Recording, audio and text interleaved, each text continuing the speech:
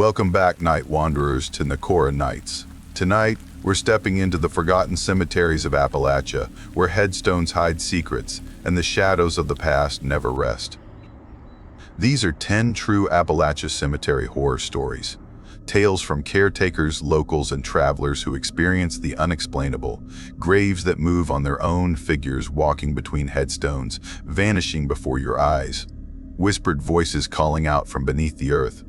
Before we begin, I want to know, where are you watching from right now? And what time is it where you are? Because some of these spirits only appear after midnight. If you're brave enough to face the dead, like this video, subscribe and comment below. I survived Appalachia's cemeteries. Now, keep your lights off, grab your headphones, and listen closely. This is 10 Untold Most Disturbing True Appalachia Cemetery Horror Stories. Let's begin.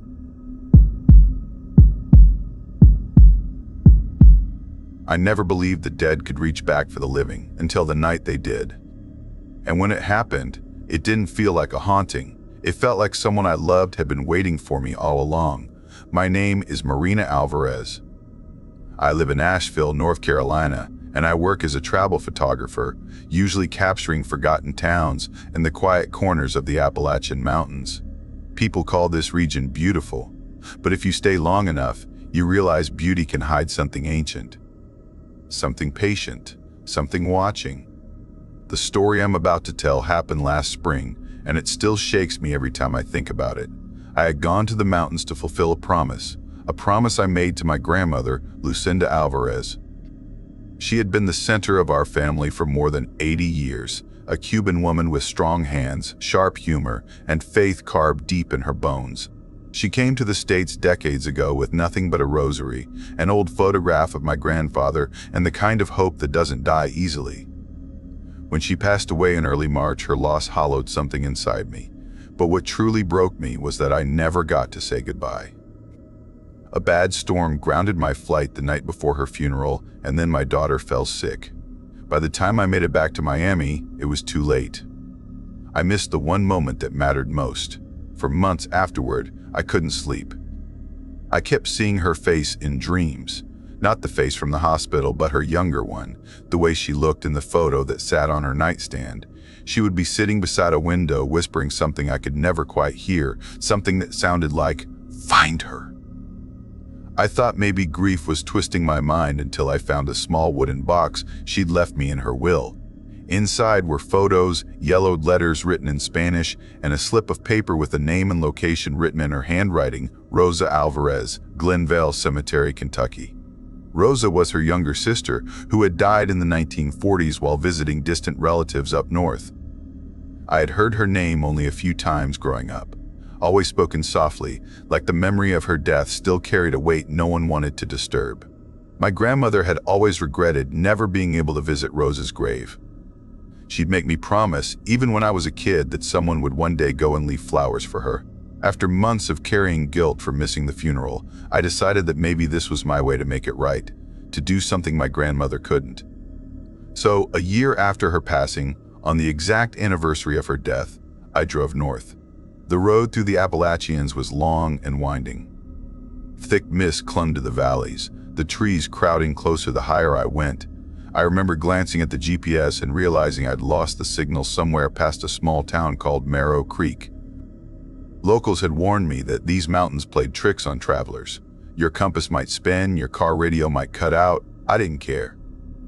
I was focused on finding Rosa's grave. By the time I reached Glenvale Cemetery, the sky was bleeding gold from the sunset. It was bigger than I expected. Old headstones rising from the earth like broken teeth, some so weathered that the names were gone. I stopped by the caretaker's shed to ask for directions. The man there was quiet, his clothes dusty, his eyes sunk deep into his face like he hadn't slept in days. When I mentioned Rosa's name, he frowned, checking a battered book on his desk. "Alvarez, huh?" he muttered. "Ain't had anyone ask about her in, hell, maybe 70 years. He drew me a rough map on a scrap of paper and warned me to stay on the eastern path. "Ground soft after dark," he said, "and the fog gets thick. You hear voices, just keep walking." That last part made me laugh nervously, but he didn't. He just looked at me like he'd already seen too much in that place. I found Rosa's grave near the far edge of the cemetery, under a twisted oak whose branches looked like hands reaching toward the sky. The headstone was simple, gray stone with an inscription in Spanish that said, "Siempre con amor y fe," always with love and faith. I knelt, brushing dirt off the letters. I laid flowers there, lit a small candle, and placed a photo of both sisters, one I'd brought from my grandmother's house. The air was cool, peaceful, and full of the smell of damp moss. I stayed until the last light faded behind the ridge. But peace never lasts long in these mountains. Something in me refused to leave. It was like the moment my grandmother died had looped back, unfinished, and this grave was the only place it could end. So I told myself I'd return that night, just once more, for a private memorial, one meant only for her and for Rosa. At 9:30 that night, I came back. The cemetery was silent except for the wind pushing through the trees. I brought a lantern, a folding chair, a few candles, and my old Bluetooth speaker. I set everything up beside Rosa's grave, arranging the photos and flowers just right, then played one of my grandmother's favorite songs, an old Cuban lullaby she used to hum when I couldn't sleep. The sound drifted through the graveyard, slow and haunting. I read aloud the letter I'd written, thanking both sisters for the strength they'd given our family, telling them how much we still loved them. As I read, a strange feeling started creeping over me, like the air had thickened, like something was listening. At first, I thought it was just emotion. Then the lantern flickered. The flame didn't go out, but it dimmed and stretched sideways, as if a breeze had passed through the glass even though the night was still. I took a slow breath. "Abuela," I whispered, "if you can hear me?" I kept my promise. That's when I heard it, the faint sound of digging. Not near me, but somewhere off in the distance, rhythmic and patient, like someone turning over soil with a shovel. It came from the direction of the caretaker's shed. I froze, listening, waiting for it to stop, but it didn't. The sound grew louder. I grabbed my lantern and followed it down the path, my heart hammering. The light wobbled against the gravestones as I moved. The sound led me behind a row of old oak trees to a patch of disturbed earth. There, half buried in the dirt, was a small handheld recorder. When I pressed play, the sound of digging filled the air again. Over and over. Nothing else. No voices, no static, just that endless rhythm. I don't know why, but I carried it back with me. By the time I reached Rosa's grave again, the moon had climbed higher, casting pale light across the cemetery. I sat, clutching the recorder, listening. Somewhere between the steady scrape of the shovel and the whispers of the wind, I began to hear words forming in the background. Spanish words. My grandmother's voice. She was saying my name. The recording cut off suddenly, replaced by silence so heavy it rang in my ears. And then, movement. Near the edge of the graveyard, maybe 20 feet away, a man appeared. Young, maybe in his 20s, stumbling between the graves. I thought maybe he was another mourner, until I saw he was holding a bottle, laughing to himself. He kicked over a vase of flowers, spit on a headstone, and shouted, "Wake up, you old ghosts!" I stood there, frozen, disgusted. But the moment he turned toward me, his grin vanished. His eyes went wide like he'd seen something I couldn't. He backed up, tripped over a root, and took off running toward the gate. I didn't see him again until the next morning. When I returned to the cemetery at dawn, police cars were parked near the entrance. The caretaker was talking to an officer. I stayed back, pretending to be just another visitor, until I overheard what they were saying. The drunk man, the same one I'd seen, had been found at sunrise, buried chest deep in cemetery soil, alive but hysterical. He kept screaming that the women in white pulled him under. The caretaker caught my eye from across the field. His expression said everything, that this place didn't forgive disrespect. I tried to leave after that, I really did. But before I reached the car, I noticed something strange. At the farthest edge of the graveyard, a headstone stood where there hadn't been one before. Freshly carved, the stone was still damp.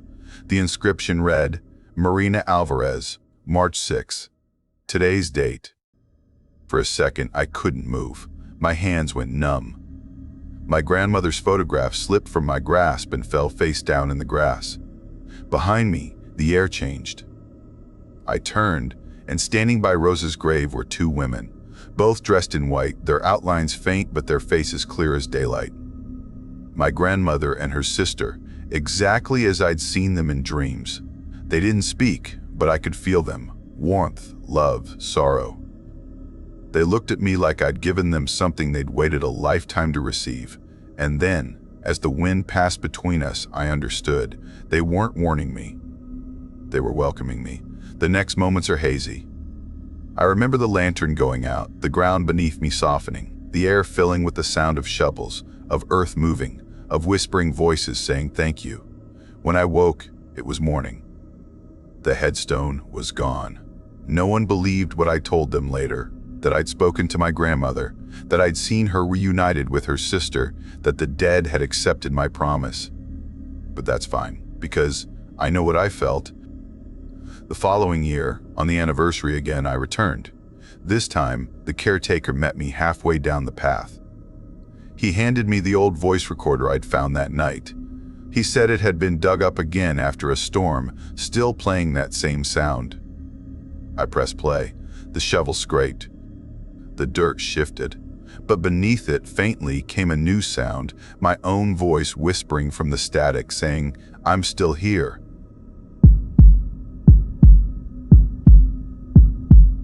I swear to you, what I'm about to tell really happened. And if it didn't, then I don't know what I saw that night. I'd been on the road since early morning, driving through the Appalachian Mountains, somewhere between western North Carolina and the Kentucky border. I was supposed to reach my aunt's house in Tennessee before dark, but when you grow up believing you know how to read a map better than a GPS, sometimes pride can steer you into hell. The first sign of trouble came when my phone lost signal. No service. Not even a single bar. Then the GPS froze mid-turn, the blue arrow just hovering there, pointing at nothing. I laughed it off at first. I figured, no big deal, these mountains have always eaten signals alive. But an hour later, I was still driving, deeper and deeper into the woods with no idea where I was. The sun started sliding behind the ridges, turning everything golden and gray, and I could feel that quiet kind of panic that creeps in before full dark. The road had narrowed to a cracked ribbon of asphalt, no lines, no signs, no houses. Just forest pressing in from both sides, thick and black, like it was listening to me. I kept thinking about something I'd heard once, how parts of these mountains are so old, they remember everything that's ever happened in them. Every step, every scream, every prayer. That thought didn't help much. After nearly 3 hours of driving blind, I spotted something ahead through the trees. A white steeple catching the last orange light of sunset. I nearly shouted with relief. Civilization, finally. Maybe a small town or a country church with someone still around. But when I pulled closer, my headlights cut through the brush and showed what it really was. Not a church anymore. The building looked ready to collapse, its windows boarded, the paint peeled off in long curling strips. A crooked cross leaned at the top of the steeple like it had given up decades ago. And instead of a parking lot, there was only a dirt clearing choked with weeds and rows of gravestones stretching behind it into the trees. It wasn't a church. It was a cemetery. For a long moment, I just sat there with the engine running, staring through the windshield. The place felt wrong. Not evil, just forgotten in a way that pressed against the chest.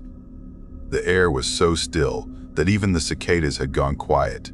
I could hear only my engine idling and the faint whisper of wind in the tall grass. I told myself I'd just turn around, but the gas gauge was almost at empty, and the road behind me looked even darker than the one ahead. I had no signal, no map, and no idea how far I'd gone off route. I needed directions, or at least to figure out which way pointed east again. So I stepped out of the car. The air was damp, cool against my skin. The smell of moss and rain-soaked earth hung everywhere. I took a few steps toward the chapel, calling out, half hoping someone might answer. No reply, just that heavy quiet. Then something strange happened. Each Halloween, the cemetery gate unlocks itself, no matter how it's sealed. I remembered hearing that line years ago, told as a local legend about mountain graveyards. I never believed it until I saw the gate. It stood there, iron and rusted, chained shut, but the padlock hung open, swinging lightly even though there was no wind. It made a soft clicking sound, like someone had just undone it seconds before. I froze. My mind told me it was nothing, a trick of the weather, maybe an animal brushed against it. But my gut said different. I felt watched. The first movement came from the far edge of the cemetery, a flicker. I squinted, and for a second thought it was fog rolling through, but fog doesn't move like that. It wasn't spreading. It was walking. Figures began to appear among the graves. At first, I thought my tired eyes were playing tricks. I hadn't eaten since morning, and the long drive had left me lightheaded. But the figures kept moving, slow, deliberate, passing between headstones like they belonged there. They shimmered faintly in the dark, outlined soft and silver, like reflections caught in glass. They looked human, men and women, all dressed in clothing from different times. Some in tattered farm clothes, others in long dresses and old coats. I could even see a man in what looked like a soldier's uniform from another century. Their faces weren't frightening, just empty, tired, like they'd been waiting a long, long time. And then one of them turned and started walking toward me. He looked about 60, maybe older, with a proud face and weary eyes that glowed faintly blue in the light of my headlights. His figure flickered as he moved, transparent in places, yet solid enough that I could see the way his boots pressed into the tall grass without bending it. I couldn't move. My heart thudded painfully, but fear was tangled with something else. Curiosity, disbelief, a strange pull that made me want to hear whatever he was about to say. When he stopped near the driver's side of my car, he lifted one hand, motioning for me to lower the window. Against every instinct I had, I did. His voice was soft, distant, as if coming through a tunnel. "You're lost, son," he said. "We've been expecting you." My throat closed up. I managed to whisper, "Expecting me?" He nodded. "Folks get lost here more often than you'd think. The mountains don't like letting people go once they take a wrong turn." He introduced himself as Captain Nathaniel Ward, said he'd fought in the Union Army long before these roads even existed. After the war, he'd settled nearby, raised a family, and built this chapel himself. He said he'd been buried here since 1884, and that he and the others had made it their duty to help those who wandered too deep into these hills. I wanted to run, but something in his tone, steady, gentle, kept me still. He told me they'd been helping travelers like me for more than 100 years, that the forest had a way of confusing the living, leading them in circles until night swallowed them whole. But they could guide me out if I'd accept their help. Then he turned, pointing toward a narrow dirt path leading away from the cemetery. "That's the road you want," he said, "but you'll need a guide." He looked toward the graves behind him and called softly, "Clara." A girl stepped out from behind a cracked headstone. She couldn't have been more than 20, wearing a pale dress that moved like water around her. She smiled at me, not the eerie smile you see in horror movies, but something warm, human, like she truly wanted to help. Captain Ward said she died young, in the influenza of 1918. Since then, she'd learned every road and hidden trail for miles around. "She can ride with you," he said. "You won't see her once you leave, but she'll make sure you reach the highway." I wanted to refuse. The whole thing sounded insane, but the gaslight blinked on and the woods looked endless. So I nodded. Clara drifted toward the passenger side and seemed to sink into the seat, though I didn't feel the car shift or hear the door open. She turned her face toward me, her eyes calm and knowing. "Drive," she said softly. "I'll guide you." As I eased down the dirt path, the cemetery disappeared behind me, swallowed by darkness. When I glanced at the passenger seat, Clara was gone, but the air in the car felt charged, alive, and with each turn I came to, something inside me just knew which way to go. It was instinct, but not my own. At one point, the road split 3 ways, each path twisting into blackness. I hesitated. That's when I felt it faint pressure on my shoulder, like a hand resting gently there. "Left," a voice whispered in my mind. I turned left. The road wound endlessly, through hollows and over ridges, sometimes dipping so low that mist pooled across the hood. My headlights caught old barns, rusted mailboxes, and houses long abandoned. The forest pressed close on both sides, trees thick and leaning, their branches knotted like arms. A few times I caught glimpses of movement in the dark, shapes keeping pace with my car just beyond the tree line. Too tall to be animals, too fast to be human.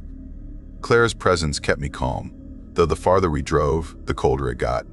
My breath fogged the inside of the windshield, and when I wiped it away, I noticed something strange on the glass handprints. Small ones, too small to be mine.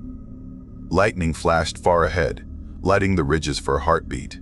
For that instant, every graveyard along the slope seemed to open, dark holes visible even from the road. Then thunder rolled like the mountain itself groaning awake. My heart pounded. I wanted to stop, but Clara's whisper came again, "Keep driving." We passed an old farmhouse with a flickering porch light, though I could see no power lines anywhere nearby. The front door hung open, swaying gently. For a split second, I thought I saw figures standing inside, dozens of them, just watching the road. Then they were gone. Rain began to fall, soft at first, then heavy, drumming on the roof. And that's when I heard it, the humming. It came from somewhere outside, low and steady, almost like breathing beneath the soil. I slowed the car, scanning the roadside. Clara's voice, fainter now, whispered, "That's the hum of the graves before rain. Don't stop." My mind reeled. I didn't know if I was hearing her or thinking her. I gripped the wheel tighter, forcing myself forward as the road twisted and narrowed. The rain thickened, and soon the headlights reflected off sheets of water pouring down the windshield. I could barely see, but still that instinct guided me, turn here, slow there, follow the curve. I drove like that for nearly an hour. The forest grew thinner, the hills leveling out. Then, suddenly, the dirt changed beneath my tires, smooth asphalt. My heart leapt. Ahead, a road sign gleamed wet and silver in the headlights, County Road 46. I recognized it instantly. It connected straight back to the highway. The second my tires hit pavement, the cold vanished. The air warmed. The pressure in the car lifted, and I knew Clara was gone. I whispered a thank you into the quiet. I reached a gas station about 20 minutes later. The clock read 2:17 a.m. The place was half lit, one buzzing fluorescent tube over the door. Inside, the attendant looked like he hadn't seen a customer in years. When I told him where I'd just come from, his face went pale. "You made it through Black Hollow Ridge?" he said quietly. I nodded. He shook his head slowly. "Son, that chapel's been gone 50 years. Burned down in a lightning fire. Nobody goes near that cemetery anymore." I asked if he knew the names Nathaniel Ward or Clara. His eyes widened. "You're not the first to ask about them. Folks been telling stories for decades. Travelers get lost in those woods, end up at the old graveyard. Some say the dead help them find their way out. Others, they don't make it." He looked at me for a long time, then added, "Every Halloween, that gate unlocks itself. Don't matter if it's chained or welded, it always opens."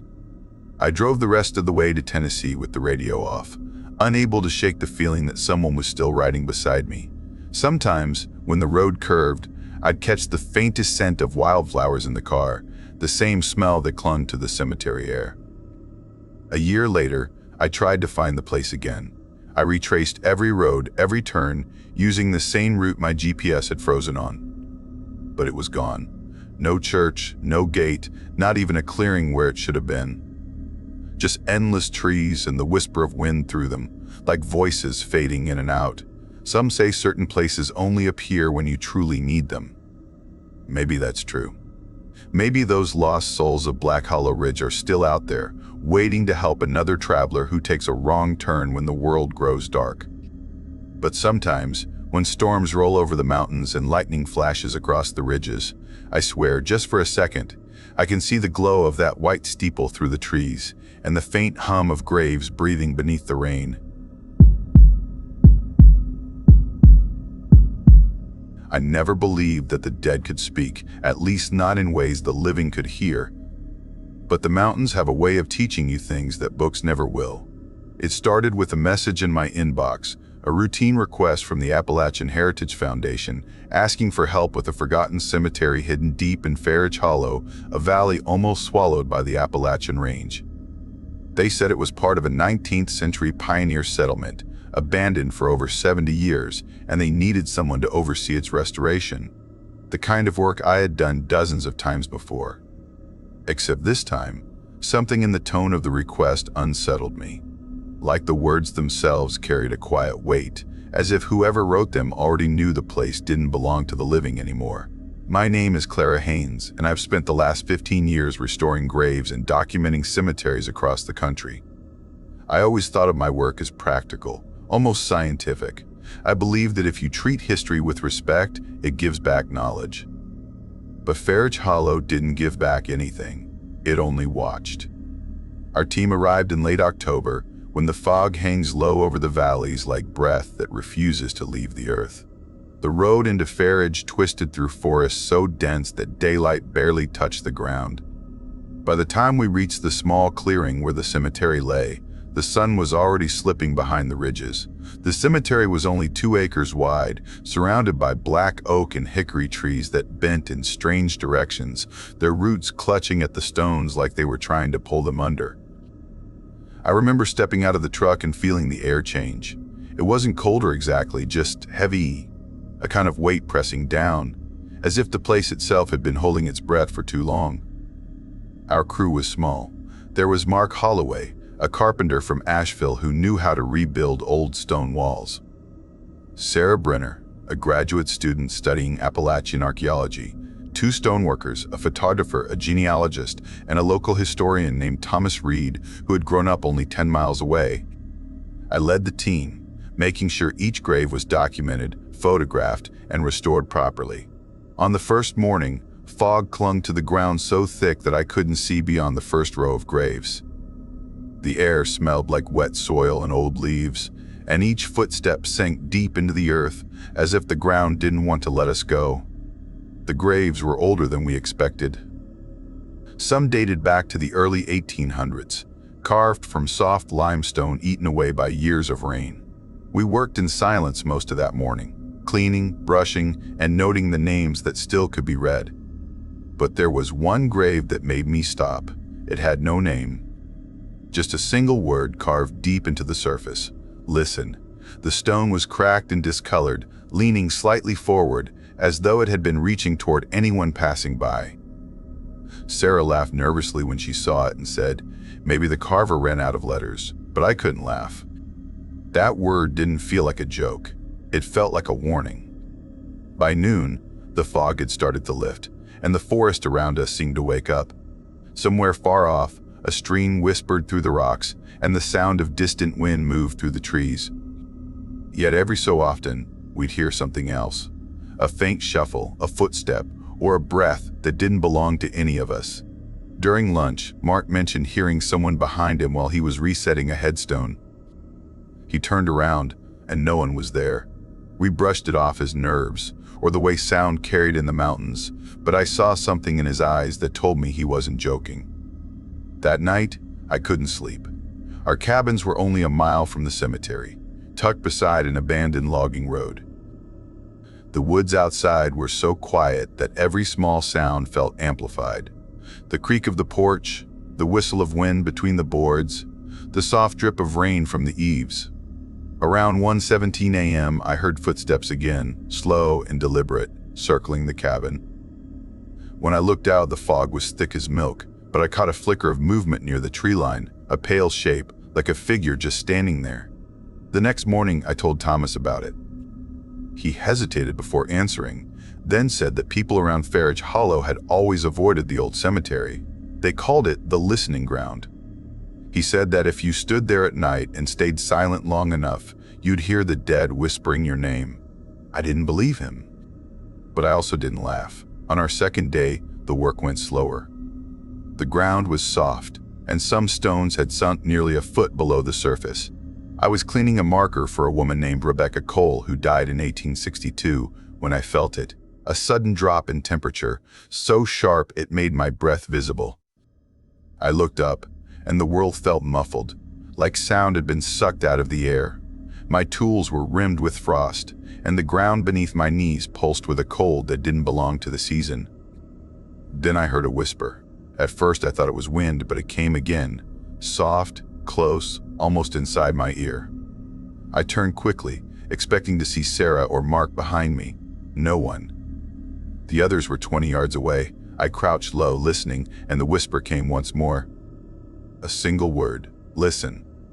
It was the same word carved on that nameless grave. I forced myself to keep working, pretending not to hear, but my hands shook so hard I almost dropped the brush. When I finished cleaning Rebecca's headstone, I stood and looked toward the tree line. Something was there, half hidden by the fog, the faint outline of a person standing perfectly still. I blinked, and it was gone. That evening, Sarah told me she'd found flowers placed upside down on one of the graves we had cleaned the day before. Fresh flowers, roots still damp with soil, planted stem first into the ground. None of us had done it. No one could explain how they appeared overnight. By the third day, our nerves were wearing thin. The cemetery felt different now, almost aware of us. The air carried a strange hum, a vibration we could feel in our bones. Even the birds avoided the area. Mark kept finding his tools moved when he wasn't looking. Once, his hammer showed up on top of a grave 15 feet away, resting neatly beside a stone angel. Sarah said she heard faint laughter while she worked near the oldest section, laughter that stopped the instant she looked up. That afternoon, while documenting a cluster of children's graves beneath a sprawling maple, I saw her. A woman, translucent as smoke, standing just beyond the row of stones. Her dress was from another century, long and layered, with lace that shimmered faintly in the weak light. Her eyes were fixed on the graves, not on me, and her expression was one of unbearable sadness. I wanted to run, but something in her presence held me there. The air turned icy, and I felt a gentle pressure on my shoulder, soft but firm, as though she were thanking me for seeing her. Then she looked directly at me and pointed toward the smallest grave, the one with the name worn completely away. The wind shifted, carrying her scent, faint lavender and something older, like candle smoke. Then she vanished into the mist. That night, I couldn't eat. I sat outside the cabin, staring toward the dark ridge where the cemetery lay hidden. Around 2:17 a.m., the fog thickened again, and the forest went silent. No crickets, no wind, just silence so deep it felt like a vacuum. Then I heard it, the sound of footsteps, moving slowly toward me. I called out, thinking it was Mart, but the steps didn't stop. They came right up to the edge of the porch, and I felt the boards creak beneath a weight I couldn't see. A hand brushed against my arm, cold, damp, human. I froze. When I finally dared to move, there was nothing there. But when I looked down, the hem of my sleeve was wet, as if something had touched it with soaked fingers. The following morning, our photographer, Daniel, showed me something on his camera. In one of his night shots of the cemetery, a faint white shape stood near the children's graves, exactly where I'd seen the woman. It wasn't a trick of the light. The figure was clear enough to show the outline of a face turned toward the ground, hair pinned back, eyes closed as if in prayer. We kept working, but the sense of dread grew heavier. Sarah stopped speaking altogether. Mark worked in silence, muttering to himself now and then. Every so often, one of us would feel a hand brush past or hear footsteps in the leaves when no one was near. And then came the night of the storm. Rain hammered the cabins, thunder echoing through the hollow. Around 7:45 p.m., the power went out. I lit a lantern and checked on the others. Mark's cabin was empty. His boots were gone, his coat missing.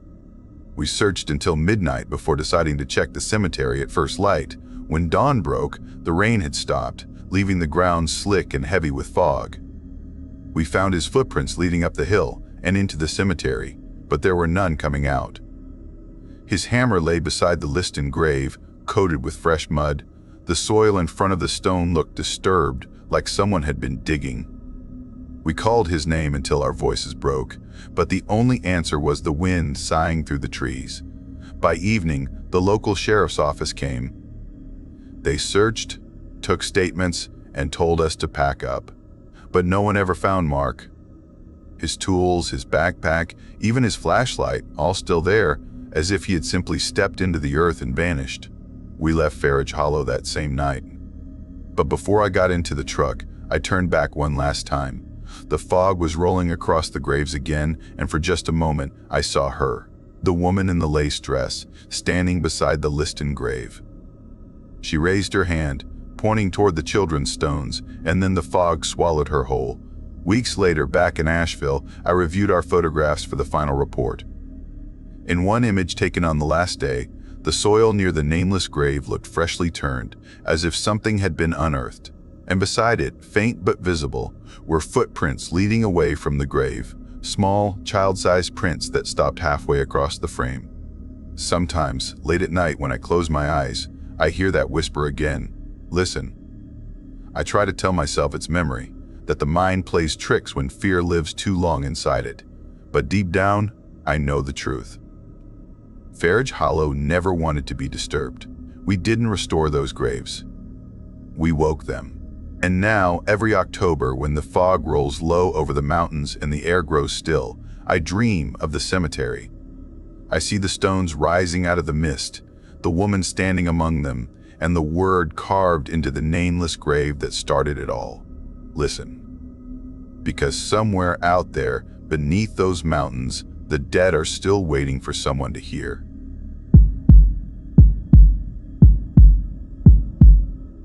I never believed that history could breathe, that it could whisper your name in the dark, make the ground tremble beneath your feet, or drag your heartbeat into rhythm with the dead.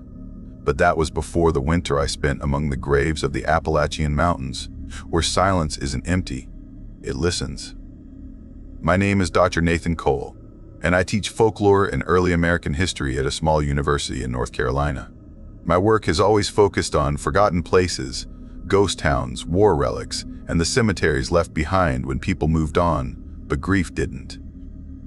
Over 20 years, I've walked through hundreds of burial grounds scattered across the South, recording inscriptions, studying patterns of death, and writing about the rituals that turned mourning into memory.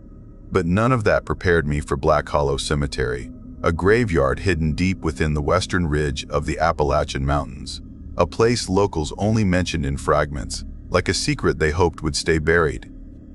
It was late December when I arrived. The air was sharp, thin enough to bite your lungs.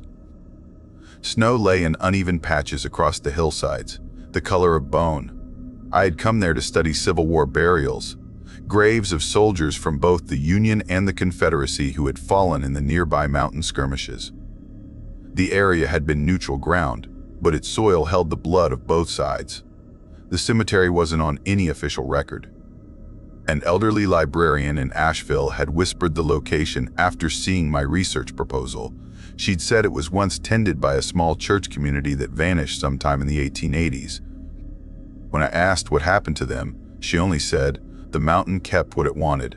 I should have known then to turn back." The drive up was brutal. Winding dirt roads, switchbacks carved into sheer rock faces, the forest closing in so tightly it looked like the trees were leaning in to watch. My rental truck barely made it over the final hill before I saw the rusted gate half buried in snow. A sign hung from one chain, the letters so worn they looked more like scratches than words. Black Hollow Cemetery, Est 1863. I parked near the gate and stepped out, no book in hand, camera slung over my shoulder. The moment my boots hit the frozen ground, I felt it. A drop in temperature that was too sudden, too sharp. My breath came out in clouds, but the air hadn't felt that cold seconds before. I ignored it, telling myself it was just the wind shifting through the valley. Inside the gate, rows of headstones stretched down a slope, their surfaces mottled with moss and time. Union graves on one side, Confederate on the other, separated by a narrow dirt path. A symbolic line, even in death. As I walked, I took careful notes, photographing each inscription, marking dates. The silence was thick, but not empty. Every so often, I heard something faint, a tap, a scrape, maybe the sound of boots brushing against frozen leaves. I told myself it was just branches or animals, Still, I found myself glancing over my shoulder more than once. By noon, the sun had vanished behind clouds. My watch read 12:24 p.m., but it already looked like dusk. I felt an odd vibration through the ground, a rhythm like distant thunder. Then, faintly, I heard it, drums. Soft at first, then clearer. A slow, deliberate cadence echoing through the hills. My chest tightened. I turned, scanning the empty rows of graves, but saw nothing moving. The sound came from nowhere and everywhere, as if the mountain itself were beating time. I crouched beside a broken headstone to steady my nerves, reading the name half buried beneath ice. Private Samuel Wicks, 7th Tennessee Infantry, died October 1863. I reached out to brush off snow and froze. The frost on the stone was reforming even as I watched. It spread outward, crawling across the letters like living veins. My camera lens fogged over, my breath turning white. The temperature had plunged again. When I backed away, the sound of drums stopped, replaced by something softer, a whisper. It wasn't wind, it sounded like weeping. Late-night hikers sometimes talk about hearing crying in these mountains, but they always say it comes from underground, like the earth itself mourns. That's exactly how it sounded now, muffled, sorrowful, beneath my feet. I left quickly, retreating to the truck. My hands shook as I tried to jot down notes, but I couldn't hold the pen steady. I told myself I'd come back the next morning with better light. But that night, at my cabin 15 miles away, I couldn't sleep. At 2:17 a.m., I heard knocking, 3 times. Slow, measured. I sat up, heart hammering, staring at the door. When I finally gathered courage to open it, there was no one there. Only the sound of wind moving through the trees, and something shining on the porch floor. A coin. Old, tarnished, the kind used during the Civil War. The next morning, I returned to Black Hollow. I told myself it was part of the job, documenting not just facts but experiences, even strange ones. The cemetery was just as I'd left it, except for one thing. Coins had been placed on nearly every grave. Silver dollars, copper pennies, some so corroded they barely looked real. By sunset, I was the only person left in that valley, or so I thought. As I knelt by a headstone to photograph it, I felt something cold wrap around my wrist. Not wind, not snow, fingers. I jerked back, heart in my throat. The ground where I'd been touching was slightly sunken, the dirt shifting like something had moved beneath it. My pulse pounded so loud I almost didn't hear the faint murmur that followed. A voice, low, rasping, and impossibly near. Stay until the roll is called. That night, the knocking came again, louder, closer. When I opened the door, the coins I'd collected during the day were gone. Every single one. The next morning, the cemetery felt different. The air was heavy, damp, and the ground seemed to breathe beneath the frost. I moved carefully through the rows, noting that several graves I'd documented earlier now had fresh soil, as if someone had recently dug and filled them again. At 10:38 a.m., I saw him, a figure standing between 2 leaning oaks near the Confederate section. He wore a dark gray coat, his posture rigid, head bowed. When I called out, he lifted his gaze. His face was pale, half transparent, the eyes black pits of stillness. He raised one arm slowly and pointed at the Union side of the cemetery. Then he vanished. My legs felt weak. I followed the direction he pointed, stumbling down the slope. In the center of the Union section, the ground was cracked open in a jagged line. Beneath the frost, I could see shapes, skeletal outlines, bits of cloth, rusted buttons glinting faintly. The graves had shifted. I tried to back away, but the ground beneath my feet gave a faint, rhythmic vibration. The drums again. They grew louder until it felt like the air itself pulsed. The sky darkened, my vision blurred. And then, through the veil of snow and sound, I saw them. Dozens of figures emerging from the mist. Men in ragged uniforms, some blue, some gray, marching in silent formation. Their boots left no prints. Their faces were calm, almost solemn, as if they were marching toward something sacred. At their head walked a tall man in a Union officer's coat. His beard was trimmed, his expression weary but proud. He stopped several feet from me, his gaze steady. "You see us," he said. The words were distant, hollow, echoing through air that didn't carry sound. I nodded, too afraid to speak. He stepped closer, his eyes filled with an old sadness. "We are not forgotten," he said. "We only waited for one who still listens." Behind him, the others halted, their faded flags hanging motionless. Confederate soldiers stood shoulder to shoulder with Union men. No hatred, no rivalry, only the stillness of understanding. The officer turned toward the monument at the center of the cemetery, a crumbling obelisk, its inscriptions half erased. "We were enemies in life," he said, "but death has no sides." The ground trembled again, a soft quake like the heartbeat of the mountain itself. The figures began to fade, their forms dissolving into snow and shadow until only the officer remained. He looked at me once more and whispered, "Tell them what peace looks like." Then he was gone. The silence that followed was absolute. No wind, no birds, not even my own breathing seemed real. I stood there for what felt like hours before I finally turned and left. I published my findings the next year, an article titled "Echoes Beyond the Ridge: Supernatural Reconciliation in Appalachian Cemeteries." I wrote about history, about human unity, but I left out the true details. I didn't mention the hands that had gripped my wrist or the weeping beneath the soil. Still, some nights, I dream of that place. I hear drums under my bed, feel coins resting against my skin. Last spring, I returned to the mountain. I wanted closure. I wanted proof that it had all been a trick of the mind. The road to Black Hollow was almost gone, swallowed by the forest. When I finally found the rusted gate again, it hung wide open. The sign was missing. The graves, hundreds of them, were there, but every headstone was blank. As I stood there, cold air seeping into my lungs, I heard it again. Crying, soft, steady, rising from below. And when I turned to leave, something glinted near my boot. A single coin. Fresh, polished, waiting. I picked it up. It was warm. On the coin's face, beneath the faint outline of a soldier's profile, someone had carved words too shallow to belong to metal. "Stay until the roll is called." I dropped it and ran, but the sound followed me. The echo of boots marching, the whisper of voices carried by mountain wind. I reached my truck, heart racing, and looked back one last time. For a moment, just before the clouds swallowed the moonlight, I saw them standing among the graves. A line of soldiers, both blue and gray, side by side, watching, waiting.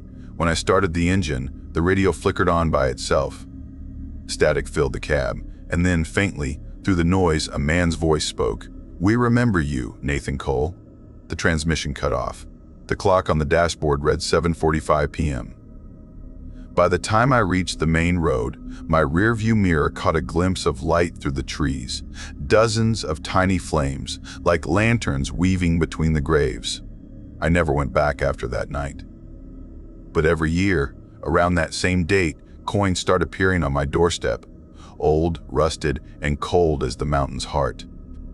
I try to ignore them. I tell myself history doesn't breathe, that it doesn't whisper or touch or wait. But deep down, I know the truth. Some graves are not places of rest. They're gates that open when someone remembers too much, and once the dead know your name, they never stop calling it.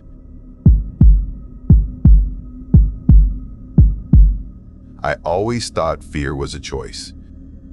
That was before the night I learned it's something that can choose you instead. My name is Rachel Carter, and this story began when I was 17, living in Roanoke, Virginia, at the foot of the Appalachian Mountains. Back then, I was the kind of teenager who laughed at danger, who thought ghost stories were just campfire smoke and imagination. My friends and I spent our weekends chasing adrenaline, doing things that would have made our parents lose their minds if they ever found out. We called them fear trials, little competitions to prove who was the bravest among us.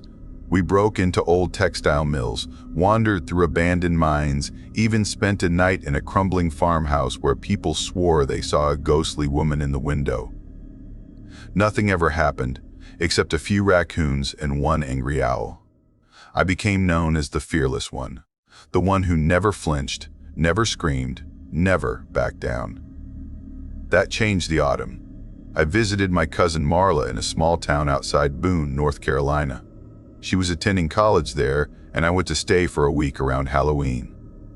I didn't know that week would become the story I still can't tell without trembling. The dare that changed everything started like all the others, with a stupid idea and too much pride. Marla and her friends love talking about local legends. Every small town in the Appalachians has its share of ghost stories, and Boone was no exception. The one that caught everyone's attention was about Ashwood Cemetery, an old burial ground hidden deep in the hills, older than the town itself. People claimed it was built over a settlement burial ground from the 1700s, that miners, soldiers, and children were buried together with no records of who they were. The locals said the cemetery moved when you weren't looking. Graves changed places, names shifted on stones, and if you stayed long enough, you'd hear voices calling you by name. To my friends, it was perfect. To me, it was a challenge. The rules were simple. I had to spend exactly 1 hour alone inside Ashwood Cemetery after dark. No flashlight except my phone, no talking to anyone, no leaving early. I had to take pictures to prove I'd stayed the whole time. It sounded easy. Just another night, another test of courage. I didn't realize I was walking into something that didn't want to be seen. The night of the dare was cold and quiet. The kind of October night where the air smells like burning leaves and the stars look too sharp. Marla thought I was going to a party. I told her I'd be back by midnight. I drove alone along a winding mountain road until I found the rusted gate half buried in vines. There was a crooked wooden sign that read Ashwood Cemetery, letters faded and half gone. No lights, no traffic, nothing but the dark outline of trees climbing the mountainside. It was 9:45 p.m. when I squeezed through a break in the fence and stepped into the overgrown graveyard. My shoes crunched on frost-tipped grass, and a fog rolled low between the headstones. I started my timer. 1 hour, 60 minutes. For the first 10 minutes, nothing happened. I wandered between broken gravestones, taking pictures with my phone flash. The light bounced off marble angels and rusted iron fences. It was peaceful in a way, quiet, old, forgotten. But then, I noticed something strange. When the flash faded, the names on the headstones seemed to shift just slightly, like letters rearranging themselves in the dark. I blinked, rubbed my eyes, took another photo. The letters looked normal again. Maybe I was imagining things, I thought. Maybe it was the fog. At 10:12 p.m., I started hearing voices. Soft at first, almost like wind through the grass. Then clearer. They weren't words I could make out, just whispers, low and steady, moving around me. The sound came from all directions, like a group of people having quiet conversations just out of sight. I laughed nervously and told myself it was echo from the hills, but deep down, I knew it wasn't. Then someone said, clear as a bell, over here. The voice was faint, but unmistakably human, young, maybe a woman.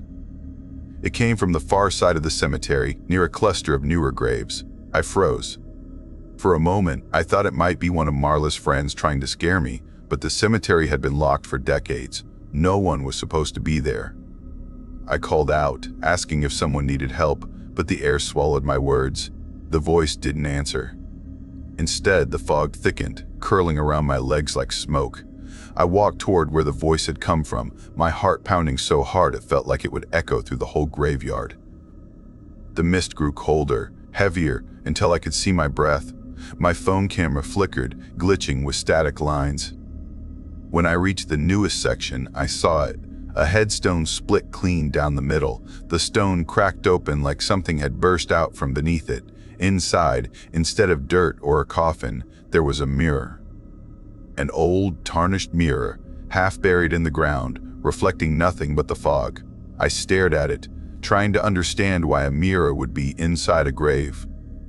That was when I saw movement in its surface. At first, it was my own reflection. Then, behind me, another shape appeared, a woman in white standing still among the graves. Her face was pale, her hair long and dark, and her eyes looked like they'd been crying for 100 years. I spun around, but the space behind me was empty. When I looked back at the mirror, the woman was closer. I stepped back, breath short, every instinct screaming to run, but I couldn't move. The air around me felt thick, almost electric. My phone buzzed with a message alert, but when I checked, the screen showed only static.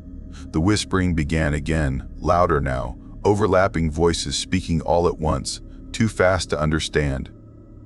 They weren't coming from any single direction. They were everywhere. Something brushed against my shoulder. Cold, weightless. I turned and saw faint handprints forming in the frost on a nearby stone. 5 fingers pressed into the surface, then vanished. My timer said 10:48 p.m. Still 12 minutes left. The fog shifted suddenly, parting just enough to reveal an old mausoleum at the top of a small hill. Its iron door hung crooked, and ivy crawled up its sides like veins. I felt pulled toward it, as if something wanted me to go there. I climbed the hill slowly, every step heavy with dread. The temperature dropped with each foot of distance until I could barely breathe.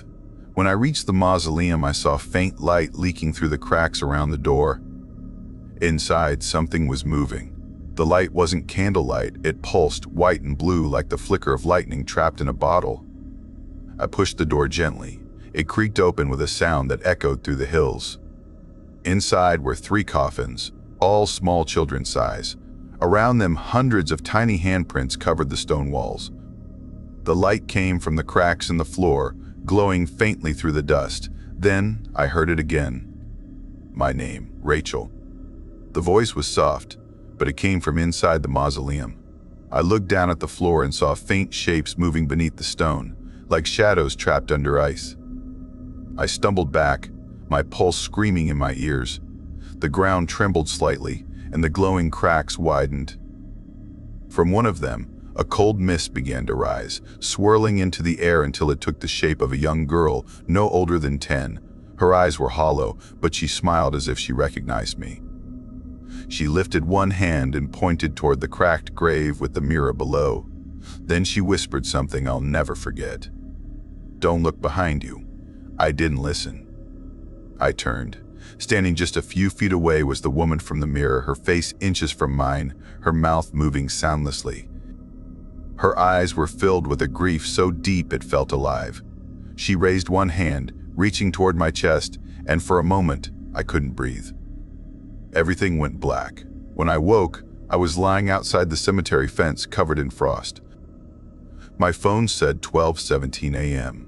My timer had stopped at exactly 11:59 p.m. I don't remember leaving the cemetery. My last photo showed the cracked headstone, but in the reflection of the mirror, the woman was there again, closer than before. Behind her were dozens of pale faces, all watching me. I showed the picture to Marla the next morning, but when she tried to open it, the file corrupted. Every time we tried to recover it, new errors appeared, like the photo didn't want to exist. I've never been able to explain what happened that night. Maybe Ashwood Cemetery is cursed, or maybe it's something older, something buried beneath the mountains, feeding on memories and fear. Sometimes, when I close my eyes, I still hear the whispers. Sometimes, I dream of the cracked grave, and when I do, I always see my reflection in the mirror. But it isn't me anymore. They say the dead in those hills never rest. And now, I think, neither do I. I never believed the dead could listen until that night in the mountains proved me wrong. That's how it starts, right? You think you're the observer, the one holding the lens. But in places like Hollow Ridge, you realize fast that something else is watching you back. My name is Claire Hensley, and I'm a documentary filmmaker from Asheville, North Carolina. Most of my work revolves around forgotten folklore stories about places people have stopped telling. Cemeteries left to the wild, ghost towns that the earth is quietly reclaiming. I've always been drawn to silence, to the kind of quiet that hums with something unseen. But this project was different. For my graduate thesis at the Savannah School of Film and Arts, I planned to document what I called the last voices of Appalachia, a visual exploration of how mountain communities treat death, mourning, and memory. I wanted to capture their rituals, their graveyards, and their songs. I didn't know Hollow Ridge would give me more than I could ever have asked for or wanted. I found Hollow Ridge Cemetery buried in an old 1904 survey map at the University Archives, listed as abandoned since 1938. The nearest town, Cinder Hollow, barely had a post office and 2 diners. When I asked the locals about Hollow Ridge, they either changed the subject or crossed themselves subtly. One old man at a gas station finally said, "If you go up there, don't whistle. If you do, you'll hear her answer." I laughed at the time, but later those words would loop through my head like a heartbeat I couldn't shake. I reached Hollow Ridge on a fog-heavy evening in October. The sun had dipped behind the Blue Ridge line, bleeding its last orange across the trees. The road turned from asphalt to dirt to something that barely qualified as a path. My Jeep jolted and rattled until I reached a rusted gate leaning sideways into a tangle of vines. The sign above it, half-eaten by rust, still faintly read Hollow Ridge Cemetery, established 1849. I parked, grabbed my camera gear, tripod, and audio recorder, and stepped through. The first thing I noticed was the smell: wet leaves, iron, and something faintly sweet like old flowers decaying into the soil. The second thing was how the air seemed to press around me, thick and heavy. I filmed in dozens of old graveyards, but this one didn't feel forgotten. It felt aware. I set up near the entrance first, filming the broken angel statues, the marble crosses leaning like drunks, and the way mist coiled low to the ground. The footage looked incredible through the viewfinder. The mist caught the last light and shimmered like smoke rising from the earth. But then, as I panned left, something flickered across my screen. A pale figure, just for a blink. When I looked up, there was nothing. My chest tightened. I brushed it off as lens flare and kept filming. I moved deeper into the cemetery, past rows of cracked headstones swallowed by moss. The names were almost unreadable: McCreary, Dobbins, Pike. The oldest graves dated to the mid-1800s. Entire families buried within a few months. Cholera, maybe. At around 9:17 p.m., the air temperature dropped sharply. I checked my breath. It came out as vapor. My thermometer showed 43 degrees, though it had been nearly 60 earlier. My fingers numbed as I adjusted the camera lens. The night creatures had gone quiet too. No crickets, no wind. Just stillness. I set my camera for a long exposure shot of a crumbling mausoleum near the back of the cemetery. Its door was sealed by iron bars, and behind them stained glass shimmered in faint light. I started a 30-second exposure. When I reviewed the image, my stomach turned. On the LCD screen, pressed against the inside of the stained glass window, were 2 handprints, perfectly outlined, palms outward, as if someone had pressed from inside the tomb. I lowered the camera, heartbeat spiking. There was nothing visible now, no movement, no light. I walked closer, raised my flashlight, and swept the beam across the glass. Dust. No marks. Just a reflection of myself. I forced a laugh, recorded a few voice notes for my documentary commentary. Possible condensation effect. Could be moisture or an internal reflection. My voice cracked a little near the end. Around 10:42 p.m., the fog began to thicken again.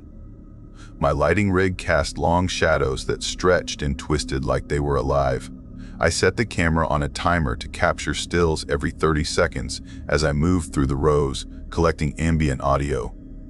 Each photo looked fine until I noticed something impossible. In every single frame, there was one extra figure. Always blurry, always standing behind me. Sometimes it looked like a tall man. Other times, like a woman in a long dress. Once, in a shot near a broken obelisk, the figure crouched low, its head tilted, watching the lens. But I was alone. I was sure of that. I stopped recording and called out into the dark, "If someone's here, please don't sneak up on me." My words echoed through the trees, flat and swallowed. Then came an answer, not in words, but in sound. A whistle, 3 short notes, almost playful. I froze. My light trembled in my hand. I hadn't whistled. The wind was still. There was no bird, no person. But then, another whistle, closer, repeating the same notes, perfectly mimicking my rhythm from earlier when I'd been humming a tune while unpacking. I backed away slowly. My boots crunched over gravel. I didn't take my eyes off the direction of the sound. When it stopped, the silence was heavier than before, like the night itself was holding its breath. By 11:48 p.m., my nerves were fraying. Every sound, every leaf rustle felt amplified. I decided to capture one last shot of the mausoleum before leaving. I set the tripod low to the ground for a wide frame, programmed a 60-second exposure, and stepped back. Halfway through the shot, my camera flash fired by itself, 3 rapid bursts. I didn't press anything. My batteries were draining faster than I could replace them. My audio recorder blinked red and died even though I'd just charged it. I whispered, mostly to keep myself grounded. "It's okay. It's fine. Just technical stuff." My own voice sounded far away, like someone else saying it. When I checked the image, I nearly dropped the camera. The mausoleum was surrounded by dozens of translucent figures. Adults, children, shapes that seemed half-formed, their faces blurred as if in motion. They weren't random smudges. Each one was facing the camera, aware of it. One woman, her hair pinned in Victorian curls, had her palm pressed to the glass where the earlier handprints had been. The timestamp read 12:13 a.m. My first thought was to leave everything and run. But curiosity is a cruel thing. It hooks into you and drags you deeper. Instead, I set up my audio recorder again, using my backup battery, and left it running on the mausoleum steps. Then I started filming with the night vision mode on my handheld camera. The screen lit up in pale green, showing what the eye couldn't see. Shapes moved between the graves, slow and deliberate. They weren't reflections or fog distortions. They had form, intent. One passed directly through a headstone, its outline bending like smoke before reforming. Something inside me shifted from fear to fascination. I whispered into the mic, "They're here. They're actually here." At 1:22 a.m., my camera glitched. The image split into static lines and then cleared. A face filled the frame. A child's face, pale and hollow-eyed, inches from the lens. I gasped and stumbled back. When I looked up, there was nothing there. I tore off my headset, heart pounding. The mist was swirling fast now, forming rings around the mausoleum, pulsing as if alive. My breath came ragged. The temperature dropped again, enough for frost to form on the metal tripod. And then I heard it, soft sobbing, carried through the fog. It came from inside the mausoleum. I stepped forward, against every instinct screaming not to. My flashlight beam quivered across the bars. The sobs turned to whispers, indistinct, overlapping. Some sounded like prayers, others like names being called, my name among them. I froze completely. The voice was unmistakable. It was mine, whispering from inside that tomb. The sound grew louder until it became almost a chant. I stumbled backward, tripping over a root, my flashlight spinning into the grass. The beam caught something bare feet, standing just beyond the edge of light. When I scrambled to grab it, the feet were gone, but the grass was flattened, wet footprints leading toward the gate. At 2:17 a.m., I made the decision to leave, but as I reached the entrance, I realized the gate was no longer open.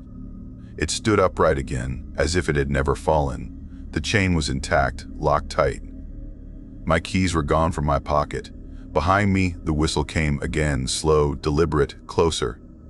I turned and shouted, "Stop it, just stop!" My voice broke into the fog. Something moved behind the graves, weaving between them, too fast for any human stride. The mist condensed into shapes, faces forming, dissolving, reforming again. And then, silence. I backed against the gate, gripping the cold metal until my palms stung. I could feel a hum in the air, low and vibrating through the ground. My camera, still recording, captured the final sequence of that night. When the batteries finally died, I saw one last thing. Through the fog, near the mausoleum, stood a figure. A woman in white, hair unbound, her hands pressed against the glass. Her head tilted toward me, and behind her dozens more. They weren't fading this time. They were watching. And they were smiling. When I woke, it was daylight. I was lying beside the cemetery gate, my backpack half open, the grass damp with dew. My camera was still in my hands, though the batteries were dead and the tripod had collapsed beside me. The first sound I registered was the morning wind through the trees. Soft, normal. Birds chirped. Everything looked ordinary. Too ordinary. For a long moment, I wondered if I had imagined the entire night. But when I turned toward the mausoleum, I saw the footprints. Mine leading in, and a second set beside them, smaller, bare. They stopped just before the gate and disappeared. I didn't remember falling asleep. I didn't remember getting that close to the exit. My phone had no signal, but the time read 7:45 a.m. I should have left hours ago. My head throbbed like I hadn't slept at all. I packed up quickly, careful not to look back at the graves. As I passed the rusted gate, something made me stop. The lock was still there, but open now, hanging loose. I left it that way. Back in Cinder Hollow, I stopped at the small diner by the highway, needing coffee, needing people. The waitress, a woman with gray hair pulled tight under a cap, looked up when I entered and froze halfway through her greeting. "You've been up there," she said, her voice low. It wasn't a question. I nodded, too tired to lie. Hollow Ridge. I was filming for a project. She poured coffee slowly, eyes never leaving mine. "Then you best throw away what you brought back. Cameras, recorders, anything." "Why would I do that?" She leaned closer, her voice dropping to a whisper. "Because they follow through the film, always have." Her words hit me like cold water. I wanted to laugh it off, but my stomach twisted. I muttered something about not believing in that kind of thing and left. At my motel, I recharged the batteries and began transferring footage to my laptop. The files copied normally, no corruption, no glitches. When the first clip opened, I relaxed a little. It showed the cemetery at dusk, calm and empty.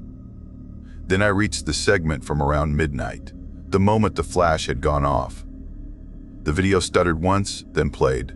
The screen showed me standing near the mausoleum, only I wasn't moving. I was frozen, my face turned toward the camera, eyes wide. Behind me, a pale blur thickened into a figure. It leaned forward until its mouth was next to my ear, whispering something. The sound file was distorted, but a phrase cut through the static. "Don't whistle." I slammed the laptop shut, heart hammering. For several minutes, I just sat there, breathing hard, listening to the distant hum of passing cars. Then, because I had to know, I opened the next file. This one was worse.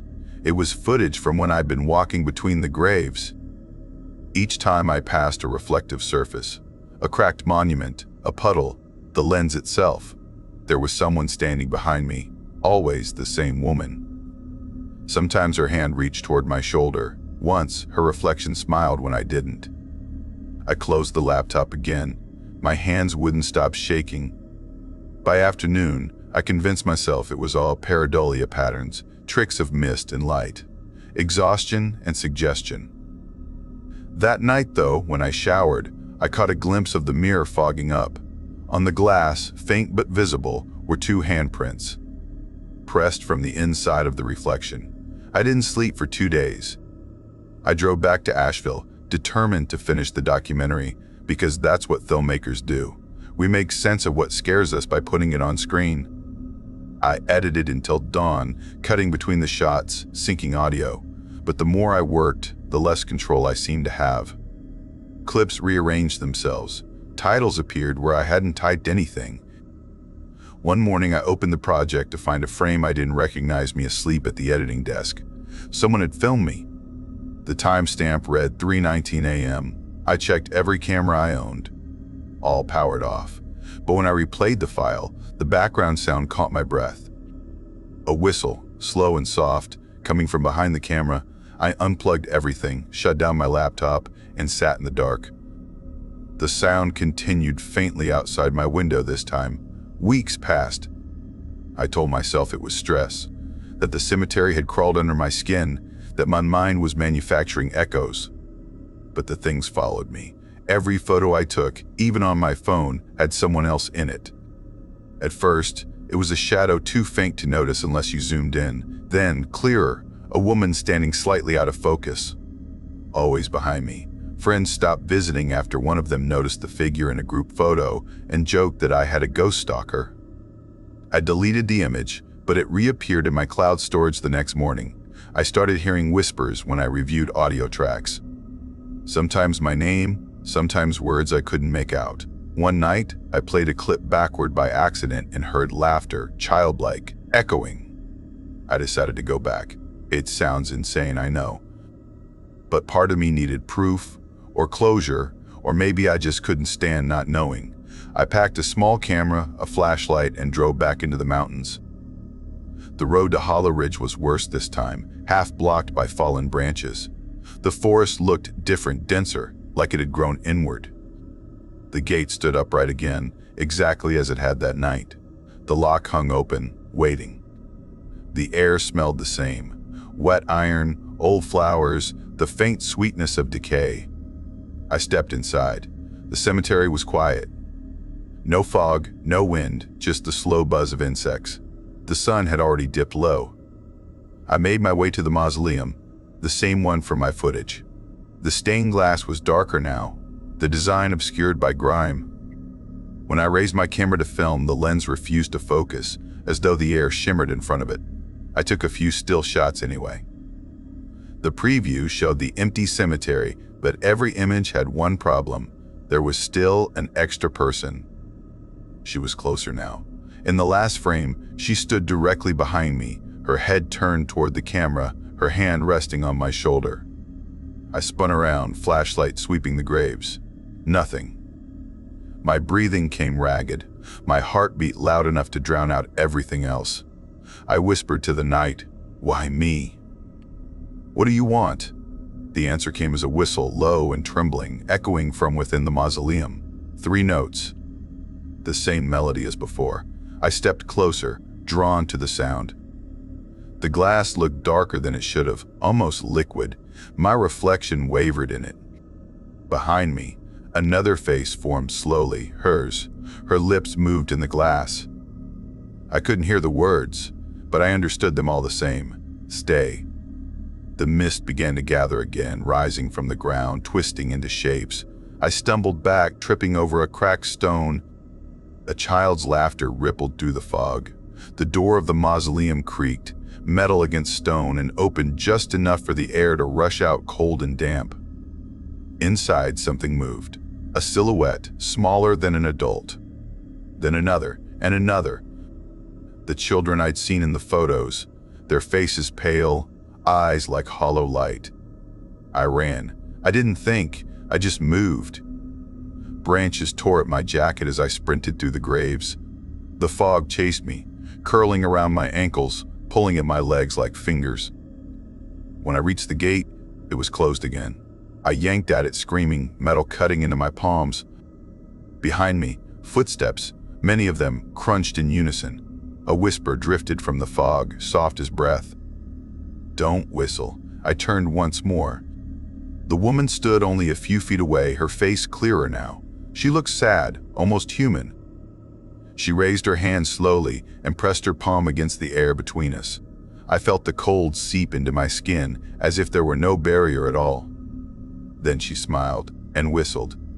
I woke in my car hours later, the sun already rising over the ridge. The gate was visible in the mirror, half hidden by trees. My camera sat on the passenger seat, lens cracked, screen shattered. I started the engine and drove without looking back. That should have been the end. But when I got home and opened my laptop, the files I deleted were there again, new timestamps, new footage. The final clip began with static, then cleared to show the gate of Hollow Ridge. The camera panned slowly, as if someone else were holding it. It stopped on me, asleep inside the car, head resting against the window. Then it zoomed closer, until the lens pressed against the glass. And on the fogged window beside my head, 2 handprints appeared from the inside. I tried to destroy the footage. I burned the hard drives, smashed the camera. I moved apartments, but the images return. Sometimes I see her in reflections, shop windows, puddles, even in the black screen before my computer wakes. I hear the whistle at night, faint and distant, like someone calling from the hills. I don't go near cemeteries anymore. I don't film. But sometimes, when I'm half asleep, I feel cold air brush my face, and I know she's close, waiting for me to pick up the camera again. Because Hollow Ridge doesn't let go. It only waits for the next visitor to listen. I was never supposed to see my own name carved into stone. That's how it began. One quiet morning in the mountains, when the mist clung low and the dead whispered through the trees. My name is Sarah Caldwell, and I restore forgotten cemeteries for a living. It sounds peaceful, maybe even noble, but trust me, there is nothing peaceful about waking the past. I travel across states, cleaning gravestones, repairing headstones, and documenting names that time has almost erased. My latest assignment took me deep into the Appalachian Mountains, to a place most maps no longer bother showing, a place called Black Hollow Cemetery. I'd heard the locals call it the Resting Ridge, though no one could tell me exactly who rested there anymore. The last burial, according to the county records, had been over 100 years ago. Still, something about the job called to me in a way I can't quite explain. Maybe it was curiosity. Maybe it was something darker, pulling at me from beneath the soil. The drive up the narrow road took nearly 3 hours from the nearest town. The forest swallowed everything. No cell signal, no houses, not even birdsong for long stretches. When I finally reached the gates, they were rusted through, leaning like tired sentinels. The sign, barely legible, read Black Hollow Cemetery, established 1834. I parked my truck beside a fallen oak and stepped out. The air felt heavy, thick, almost wet. The scent of earth and decayed leaves filled my lungs. I gathered my equipment, a brush, carving tools, sealant, and my camera, and began cataloging the graves near the entrance. At first, it was the usual kind of sadness. Tilted stones, names half-eaten by moss, angels missing their faces. I had done this kind of work for 12 years, and I was used to the silence that clings to the dead. But that day, silence didn't just linger, it listened. As I worked my way deeper into the cemetery, I noticed something strange. Many of the graves had fresh wildflowers lying neatly on top of them. Small bundles of mountain daisies and fern, still wet with dew. It wasn't the work of tourists or family. No one had been buried here for a century. And these flowers hadn't been bought. They were hand-picked, wild, as if someone had wandered through the forest that very morning to lay them here. The pattern didn't make sense. The flowers appeared only on graves from the mid-1800s and never on the newer ones. It felt selective, purposeful. I made a note in my logbook to ask the county office if any historical preservation groups had been working in the area recently. Around 2:17 p.m., the wind shifted and the forest seemed to close in. I heard something faint, like a murmur. At first, I thought it was a stream running nearby, but the sound rose and fell in rhythm, whispering. Human, low, and impossible to trace. I froze, listening. The words were muffled, indistinct, but they carried a tone of familiarity, soft and pleading. My first instinct was to call out, but something in me said no. Instead, I stood there, surrounded by gravestones, and tried to convince myself that wind can sound like voices when you're alone long enough. By 3 o'clock, my equipment started failing. My camera flashed battery low, though I had fully charged it the night before. My spare batteries drained just as fast. My phone was useless, flickering on and off, and even my flashlight began dimming when it shouldn't have. I've had batteries die in cold weather, but never this fast, never all at once. Then my notebook changed. Pages I had written on earlier were smeared, as if touched by wet fingers. A few notes had been rewritten in handwriting that wasn't mine, thin, looping script. One page had been torn out completely, replaced with a blank sheet, smooth and clean, as if brand new. My throat went dry. I checked my truck twice that morning. No one could have followed me up here. I was absolutely alone. Still, the longer I stayed, the more it felt like something else was working beside me. The cemetery sloped upward toward a ridge where the oldest graves lay hidden beneath thick brush and vines. I decided to finish my survey there before sunset. The deeper I went, the heavier the air became, until every breath felt like inhaling dust and ash. The ground softened under my boots, sinking slightly, like something below was breathing with me. I crouched beside a headstone cracked in half. The name was Mary O'Connell, died 1853. When I brushed away the moss, I noticed the earth around her grave was oddly untouched. Grass wouldn't grow there, not a single blade. Even the worms avoided that patch of soil. That's when I saw it. Not movement light, faint, pale light seeping up from beneath the ground. It pulsed slowly, like the glow of a candle through thin skin. I blinked, rubbed my eyes, looked again. It was still there, a trembling shimmer under the dirt. I leaned closer. The air around it felt warmer, and for a split second, I thought I heard pages turning, like someone reading by candlelight below. I stumbled back, heart pounding so hard I thought it might break through my chest. I told myself it was some kind of reflection, a trick of light through the trees. But the sun was behind me. There was no reflection. I wanted to leave right then, but I had one name left to find, the one that had brought me here. According to old church records, the last person buried in Black Hollow was Samuel Hargrove, a carpenter who supposedly built half the houses in the nearest mountain town before dying mysteriously in 1887. His family line ended soon after. No descendants, no living relatives.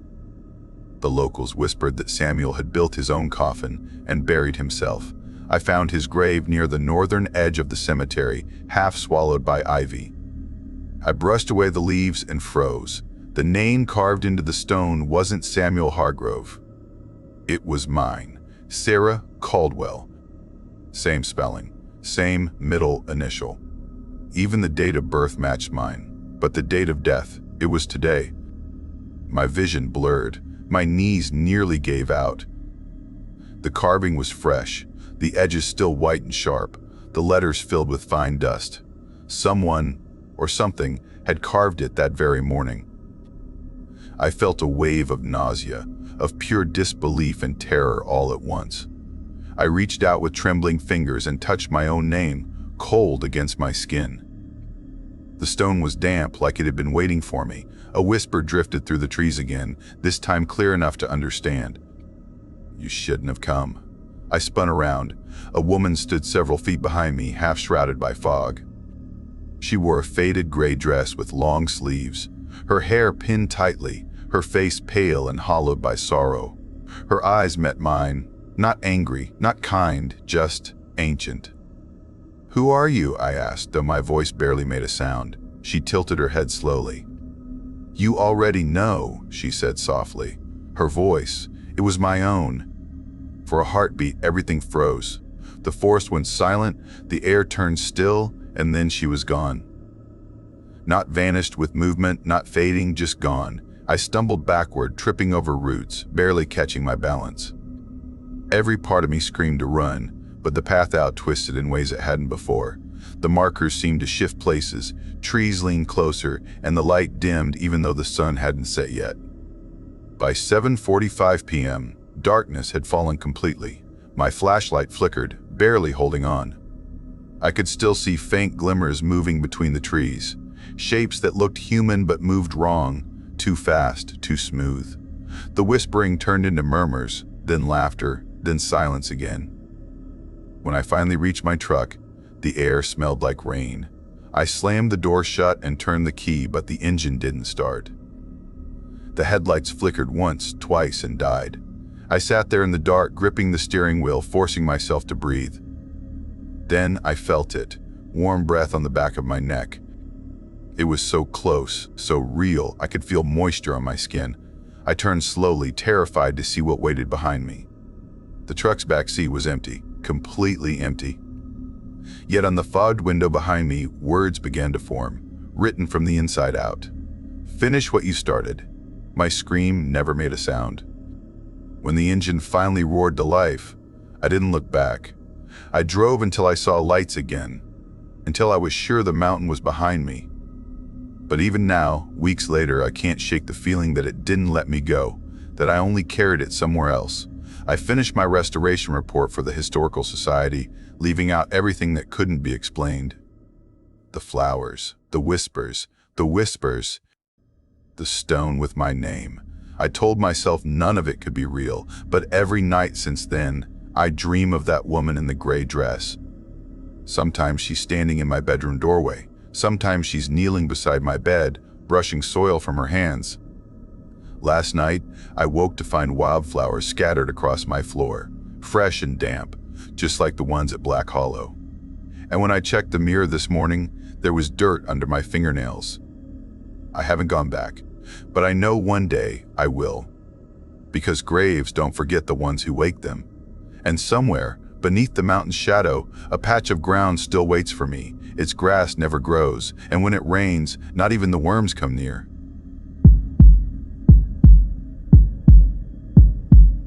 I never believed the dead could whisper until I worked the night shift at Hollow Ridge Cemetery. I had come to the mountains 2 years earlier, looking for quiet after too much city noise and too many mistakes. My name is Aaron Miller, and when I took the caretaker job, I thought I was starting over. I didn't know I was walking straight into a story the locals had been too afraid to tell. I was 31 then, broke and half lost in life. I'd been a mechanic in Knoxville before the shop closed, leaving me without work for months. The listing I found pinned to the wall of a diner in Clay County looked almost perfect.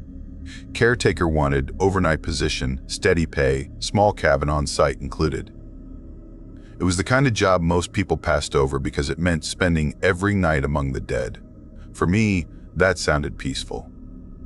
When I first drove up the narrow road that wound into Hollow Ridge, the air grew colder, even though it was late August. The cemetery sat on the slope of an old mountain, its iron gates rusted, its gravestones leaning like tired old men. From the road, you could see the fog drifting across the valley and the faint light of a lantern burning near the chapel at the far end.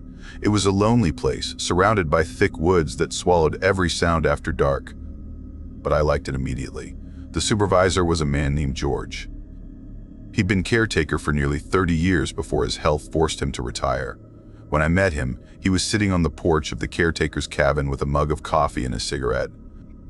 His voice was rough, his eyes pale blue and always darting toward the graveyard behind me. He told me the work was easy. Check the fences, keep the grass trimmed, make sure no kids or vandals got in after dark. He also warned me not to wander past the North Hill after midnight, said the ground was soft and dangerous that way. But I saw the way he avoided looking at that side when he said it, and I knew there was more to it. That first week, everything went smooth. I started my shifts around 9 at night and finished just before sunrise. I'd drive the small utility cart through the paths, checking locks on the gates, fixing lanterns, and trimming back vines. Sometimes I'd stop and sit by the statue of an angel near the oldest part of the grounds, just listening to the night wind move through the trees. It was quiet in a way I'd never known. No engines, no voices, only the sound of the forest breathing. But even in that stillness, there were moments when the air felt wrong. I'd be walking between the rows of headstones and suddenly step into air so cold it made my breath fog. The drop would come out of nowhere, sharp, biting cold that clung to my skin like frost. Then I'd step forward and it would vanish as quickly as it came. I thought it was just the mountain air playing tricks. Later I'd learned different. By my third week, I'd memorized nearly every path. There was one section, though, I always avoided, the North Hill. It was older than the rest, overgrown with wild grass and twisted trees. The headstones up there were so weathered that most names had faded into stone dust. I noticed there were no flowers or offerings there, no sign anyone ever visited. Even the birds stayed clear. The first time I walked that way near midnight, I felt something heavy press on my chest, like the air itself was warning me to turn back. One night in late September around 2:17 a.m., I was repairing a broken fence near the east gate when I heard the sound of the old bell from the chapel tower. It rang once loud and hollow, echoing across the hills. The thing was, the bell hadn't worked in years. George had told me it was rusted in place, its rope rotted through. I froze where I stood, hammer in hand, and listened. Another ring followed, softer this time, like it came from far underground. The sound crawled down my spine. When I finally turned toward the chapel, the fog there was thick and swirling like smoke, but nothing moved. I told myself it was wind rattling the tower. Still, I couldn't shake how wrong it sounded. The next morning I asked George if anyone had been in the chapel that night. He gave me a strange look, then said the same thing the locals always said. You probably heard the bell the mountain keeps. Some folks believed Hollow Ridge echoed its own ghosts. I laughed it off, but George didn't laugh with me. He just said, if it rings again, don't go looking for it. After that night, things began to shift. The cold patches grew stronger, lasting longer. I started catching movements at the edge of my flashlight beam, shadows that didn't belong to me. Once, while walking past the row of Whitaker family graves, I saw dark shapes standing beside each headstone, motionless, like mourners at a midnight funeral. I thought they were tricks of the light until I noticed something horrifying. None of them cast shadows of their own. I shut off my flashlight, heart racing, and when I turned it back on, they were gone. By October, I was barely sleeping during the day. My dreams were full of whispers, hundreds of voices speaking too quietly to understand. Sometimes, when I woke, I could still hear them faintly through the cabin walls. Once, I pressed my ear to the floorboards and realized they were coming from the earth itself. That was the night I started keeping the lights on. The locals in town didn't like to talk about Hollow Ridge. The few times I mentioned where I worked, conversation stopped cold. One old woman who ran the gas station told me, in a shaking voice, that people buried up there weren't always given peace. During a cholera outbreak in the 1800s, she said, bodies were buried so quickly that some hadn't been fully dead yet. The cemetery was built over their cries. She wouldn't sell me candles when I mentioned using them for night work. Said fire wakes the sleepers. I didn't believe her then. Not until that night in mid-October. It was around 3:20 a.m. I was walking near the North Hill again, the air colder than ever, when I saw something strange by one of the oldest headstones, a small flicker, like a breath of mist rising from the soil. I knelt beside it, and the air grew still. Then I heard it, the faintest sound of breathing coming from beneath the stone. I leaned closer. Sure, I was imagining it, but it grew louder, slow, shallow breaths, steady as a sleeper's. My whole body locked. The sound wasn't wind, it was human. Locals say you can hear the sound of breath under a certain headstone when you kneel beside it. I believe them now. I stumbled backward, fell onto the grass, and ran without looking back. The sound followed me for several yards, faint but real, until it stopped at the edge of the path. I didn't stop running until I reached the cabin. I locked the door, pulled the curtains shut, and sat with my back against the wall until dawn painted the window pale gray. I almost quit the next morning, but something in me, some foolish part that needed to understand, made me stay. I told myself I'd give it one more week. I wanted to know what Hollow Ridge was hiding. On my 6th week, just past Halloween, the weather turned bitter. The mountains wore a heavy fog that clung to everything. That night, around 1:50 a.m., my flashlight began flickering as I passed the angel statue. The batteries were new, but the light dimmed and flared like a heartbeat. I turned the beam toward the chapel and saw movement by the door. A woman, standing still as stone. She wore an old-fashioned dress that brushed the ground, and her hair fell over her shoulders like a shadow. She was looking right at me, though her face was pale and blurred by the mist. I called out, asking if she was lost. She didn't move. Then, as I took a step forward, she lifted her hands slow, deliberate, and pointed toward the North Hill. Before I could say anything, the light died completely. When it came back a moment later, she was gone. My breath came fast. The air had grown so cold I could see frost forming on the grass. I started walking toward the North Hill, pulled by some force I couldn't name. The fog thickened until I could barely see my own hands. I heard whispers again, dozens of them circling me like wind, but one voice stood out among them. It was a woman's, soft and close to my ear.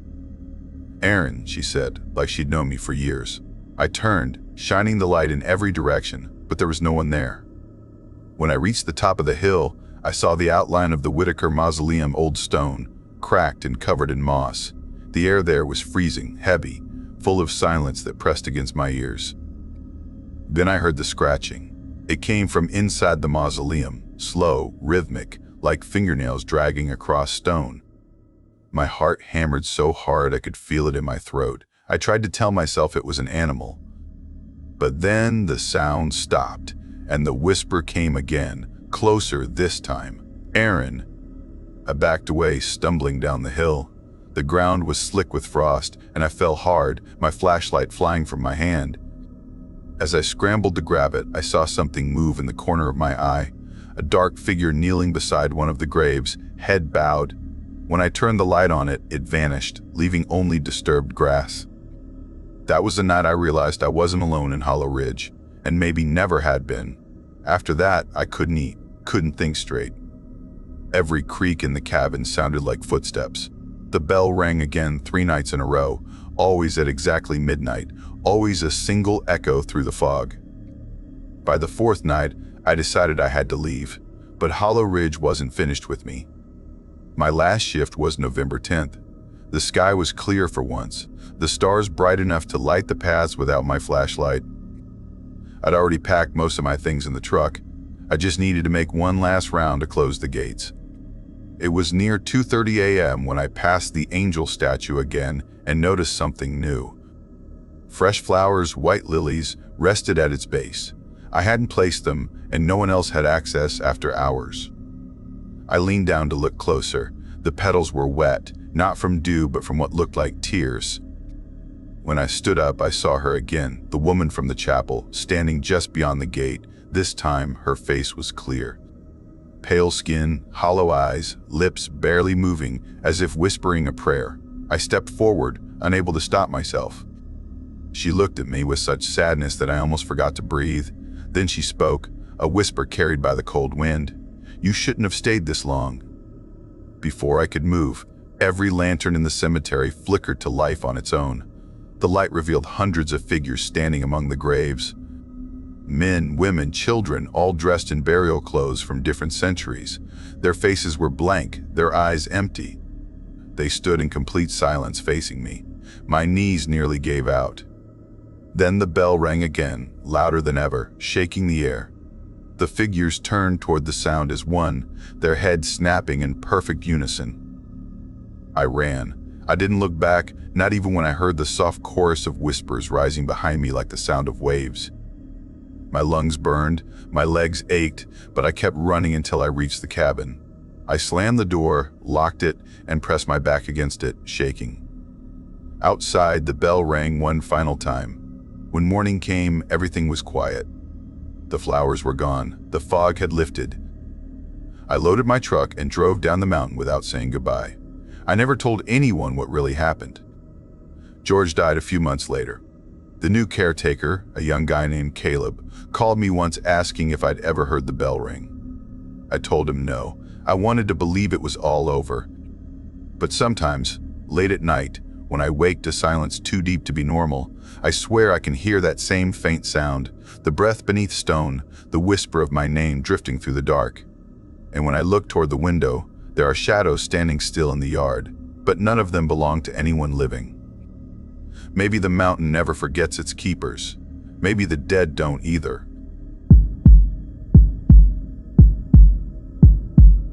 I still hear the sound of the shovel dragging across metal sometimes, even when I'm alone, even when there's no wind.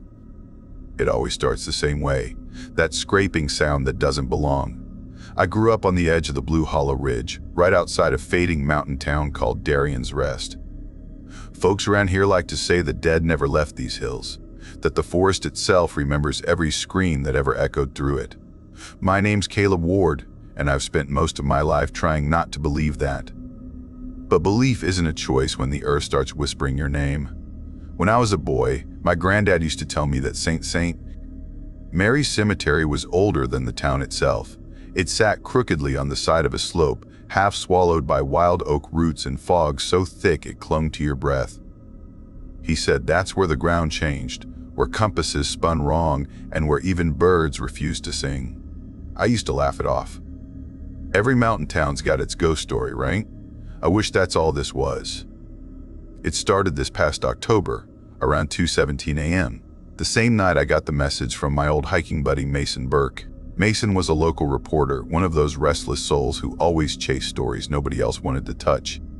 He said he'd found something behind the cemetery, said it was going to change how people saw this town. His message was short, too short, Caleb. Caleb, don't tell anyone. Meet me at the gate by 3. When I pulled up to St. Mary's, the mist hung like wet cotton, swallowing my headlights. The iron gate stood crooked and half open. Mason's truck was there, door wide like he'd stepped out in a hurry. I called his name, but the fog swallowed my voice. The air smelled wrong, sweet and rotting all at once like sap and decay. Then I noticed it. The trees. Every trunk was bleeding. Amber red sap ran down their bark, thick and sluggish, and the smell made my stomach turn. I knelt closer and saw something carved into one of them. Words scratched deep by a knife. The same word over and over across half the gravestones near the gate. Tomorrow, tomorrow, tomorrow. My hands started shaking before my mind even caught up. Mason was gone, the cemetery was silent, and the trees were weeping blood. I told myself I'd wait until daylight. I drove home, locked the door, and sat in the dark with my shotgun across my lap. When the sun came up, I told myself it was just some sick prank. But Mason didn't show up for work, and his phone went dead. 2 days later, his sister called me. They'd found his truck, still at the cemetery, still open, but no sign of him. The sheriff said he'd probably gone off on another of his solo hikes, maybe got lost in the fog. But I knew Mason. He was stubborn, sure, but he wasn't careless. That night, I went back. The moonlight poured pale and cold over St. Mary's, and the fog rolled in thicker than ever. I carried a lantern this time, not because I needed the light, but because the silence was unbearable. Every step I took seemed to echo a second time, like something was walking beside me, matching my pace. I passed gravestones leaning like broken teeth, moss crawling over names I couldn't read anymore. That's when I heard it. A faint scraping, rhythmic and hollow, like a shovel against rock. But it came from under the ground. I followed it, heart pounding, until I reached the far corner of the cemetery, the part that dipped into a shallow ravine. The air was colder there, sharp and metallic. My lantern light caught a small iron door buried halfway into the slope, hidden behind brambles. It wasn't part of the cemetery's map. I'd never seen it before. The door was old, bolted shut, rusted around the hinges, but I could see where someone had recently tried to force it open. Scratches covered the metal, and the lock was bent. There was something else carved above it, a phrase so faint I had to trace it with my finger. The hollow keeps its own. I should have walked away. I know that now, but I didn't. I pried the door open just enough to see darkness inside, a tunnel sloping down into the earth. My lantern light barely reached 10 feet in, but I saw tracks, boot prints leading down, Mason's boots. I went in. The air was heavy, like breathing through wet cloth. The deeper I went, the louder the scraping got. It wasn't one shovel anymore. It was several. Scrape. Pause. Scrape. Like they were digging something out of the dirt. I called Mason's name, and for a second, I swore I heard him answer, a faint voice somewhere below. But then another voice joined it, older, broken, whispering my name. "Caleb, come see what we've made." I turned and ran, slamming my shoulder against the tunnel wall, scrambling toward the faint blue glow of my lantern near the entrance. But when I reached the door, it wasn't there anymore. Just smooth stone where the tunnel had sealed itself shut. The light flickered out, and the scraping stopped. For a long while there was nothing. Then I heard breathing, deep and wet, right behind me. I turned, holding the useless lantern like a weapon. In the dark, I saw movement. Shadows shifting like something crawling across the dirt hands. Dozens of them, pale and thin, reaching up from the soil. One of them grabbed my ankle. I kicked and clawed, screaming, until I broke free and ran toward the faint glow ahead, a thin crack of light seeping through the ceiling. I clawed at it until dirt gave way, and I tumbled out onto the cemetery hill, covered in mud and blood that wasn't mine. The air outside was still. No wind, no sound, but the carvings had changed. Every gravestone now read the same word, today. When I told the sheriff, he looked at me like I'd lost my mind. They searched the cemetery the next day, said they found no tunnel, no iron door, no sign of digging. But the blood-red sap was still running down those trees, and no one could explain it. They wrote Mason off as missing. Case closed. But I know what I saw, and I know what I heard last night just before the storm rolled in. That same scraping sound, the shovel against metal, coming from the woods behind my house. I haven't slept in days. Every time I close my eyes, I see those hands clawing up through the dirt. Sometimes I swear I still smell that sap. I tried to leave town once, packed my truck and started driving north, but the road twisted the wrong way, looping me back toward the cemetery. I don't even remember turning the wheel. Now I hear voices at night, Masons calling my name. Others too, whispering from beneath the floorboards, telling me it's almost time. They say the same word, over and over, tomorrow. Last night, around 3:01 a.m., I looked out my window and saw someone standing at the edge of the tree line. Their clothes were tattered, their eyes sunken in black. They didn't move, didn't speak, just pointed toward St. Mary's. I think it was Mason. I think he wants me to finish what he started. I don't know what's buried under that hill, but the ground's getting softer every day. The smell of decay hangs heavier, and the trees bleed thicker now. The graves look newer somehow, like they've been tended to. Someone's still down there digging. And tonight, when the fog rolls back in, I'll follow the sound again. Because I have to know what the hollow keeps. If I don't come back, don't go looking for me.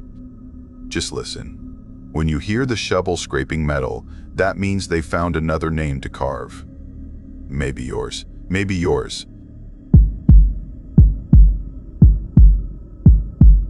I still don't know if they were warning me or welcoming me home. My name is Caleb Ward, and before that summer, I thought the Appalachian Mountains were just a postcard backdrop, rolling green hills, sleepy valleys, and an old cemetery people only mentioned to spook kids at bonfires. I worked as a night custodian at a small community library in Hollow Creek, Virginia, a quiet town that seemed to sit at the edge of time itself. Most nights were slow, the kind where you could hear the clock tick louder than your thoughts. I lived alone in a rented cabin, halfway between the town and the old cemetery that sat high above the valley, surrounded by crooked pines and fog so thick it looked alive. I wasn't the type who scared easy, but I was curious, the kind of curious that gets a man into trouble. The cemetery, known to locals as St. Say. Marion's Rest had stories stretching back more than a century. Old records said one grave, no one remembered whose, had been opened and resealed 37 times since 1910. The sheriff said it was vandals, but no one could explain why the same grave, again and again. The summer it happened was the hottest I could remember. Nights didn't cool much, and the air carried this heavy metallic taste, like rain that never fell. Around that time, my dad had passed away, and I spent many evenings walking the back trails near the cemetery, trying to think, trying not to think. He'd been a miner, a hard man with hands like stone, and when I buried him, I felt like a part of myself went into the ground with him. It was near the end of July when things started to turn strange. I'd gone up the hill one night after work, flashlight in hand, just to visit his grave. The grass was slick with dew and crickets sang their endless song. I remember how quiet it got when I reached his headstone. I set down the little brass watch he'd given me when I turned 16, one of those old wind-up ones that still ticks steady, like a heartbeat. I placed it on top of the stone, whispered a few words, then turned to leave. When I came back 2 days later, the watch was gone. At first, I figured some kid had taken it, or maybe it slipped into the dirt. But then, the next night, as I passed the cemetery on my way home, I saw something glinting in the moonlight. The watch was back, sitting perfectly centered on the stone, still ticking. I swear to you, the air around it felt colder than the rest of the hill, and I left that night with my heart hammering in my throat. A week later, 2 college hikers, Travis and Megan, camped in the woods near the trail that led behind the cemetery. Locals told them not to, said the fog rolled in too thick there, said the ground was wrong. They laughed it off. The next morning, they came into town pale as ghosts. They said they'd woken up with soil under their fingernails and grave dust on their clothes. They didn't remember digging, but they both dreamed of hearing something clawing under the earth. By then, everyone in Hollow Creek had their own theory. Some said old miners' spirits were restless. Others said someone was performing rituals in the graveyard. Sheriff Langley posted a deputy up there for a week, but nothing happened. After that, he stopped bothering. Then came the night I'll never forget. It was early August, a little after 2:17 a.m., when I woke to the sound of a knock, soft, deliberate, at my front door. My cabin sat a mile from the nearest neighbor, and no one came by that late. I lay there for a second, listening. Knock. Knock. I thought maybe it was the wind, but when I stepped closer, I saw the faint outline of a handprint on the glass. Muddy, small. I opened the door. No one stood there. Just fog, thick and low, creeping along the ground like it was breathing. But on my porch lay something that made my stomach drop. My father's watch, still ticking. I didn't sleep the rest of that night. The next day, I went to the town hall to look up cemetery records. The clerk, old Mrs. Dorsey, hesitated when I asked about Saint Marion's. She brought out a faded ledger wrapped in brown paper and slid it toward me.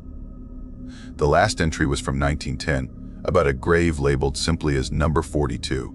The note beside it said, "Opened and resealed, reason unknown." Below that, written in a different hand, someone had added, "Do not disturb. He still breathes." That night, I went back up. I told myself I just needed to see it, to prove none of it was real. The fog had rolled in again, heavier than ever.